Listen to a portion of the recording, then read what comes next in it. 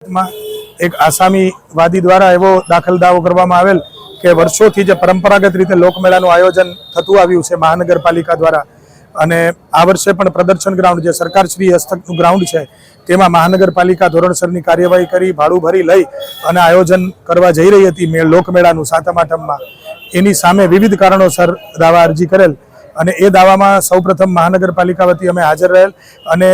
એવી તકરાર લીધેલ કે આ દાવો ટકવા પાત્ર જ નથી. એ તકરાર માન્ય રાખી અને સિવિલ કોર્ટે એ દાવો જ આખો રદ કરેલ, જેની સામે વાદીએ નામદાર ડિસ્ટ્રિક્ટ જજમાં અપીલ કરેલ, ડિસ્ટ્રિક્ટ કોર્ટમાં જે એડિશનલ ડિસ્ટ્રિક્ટ કોર્ટમાં ચાલેલ અને નામદાર અદાલતે નીચેની કોર્ટનો હુકમ રદ કરી અને દાવો ચાલવા પાત્ર છે તેમ ઠરાવીને તાત્કાલિક વચગાળાના મનાઈ હુકમની અરજી ચલાવી લેવી તેવો આદેશ આપેલ. એ આદેશનું પાલન કરતા શુક્રવારે જ બંને પક્ષોએ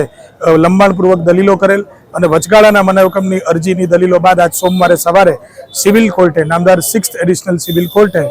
વાદીની મનાઈ હુકમ માંગતી અરજી, જે મનાઈ હુકમ માંગતી અરજી હતી લોકમેળા સામે, એ રદ કરી છે અને લોકમેળા માટે આવી રીતે અત્યાર પૂરતો માર્ગ મોકળો થયો છે એટલી અપડેટ છે. દાવો ચાલુ છે અને વાદીને અન્ય વિકલ્પો પણ ઉપલબ્ધ છે.